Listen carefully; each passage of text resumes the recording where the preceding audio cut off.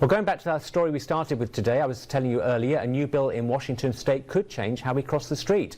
Reporter Khirstia Sheffield talks with local police on the issues involving jaywalking in Yakima and how this bill, if passed, would change pedestrian safety. Senate Bill 5383, also known as the Free to Walk bill, is trying to put a stop to jaywalking laws.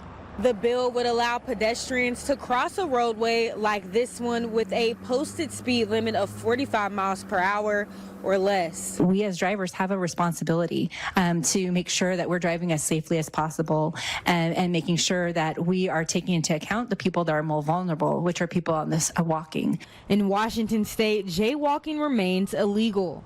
Supporters of the bill say jaywalking enforcement does not stop people from getting hit by cars, and it disproportionately impacts people of color and the homeless population.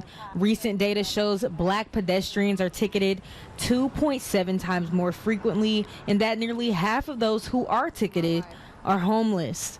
What we are looking at is the history of jaywalking, and the history of this of it is alarming. According to Yakima Traffic Sergeant Scott Grant, police rarely give tickets for jaywalking, though he says there have been some collisions from people stepping out onto the roadway inappropriately. If this new bill were to pass, police say it wouldn't change much in Yakima. Still doesn't relieve the pedestrian from having to yield to vehicle traffic outside of a crosswalk, I should say.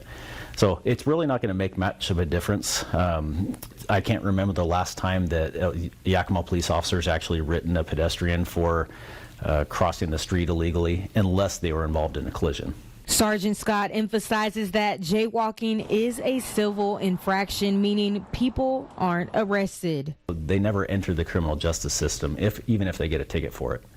The most they can do is send them to collection. So it's not like they're going to go to jail for jaywalking.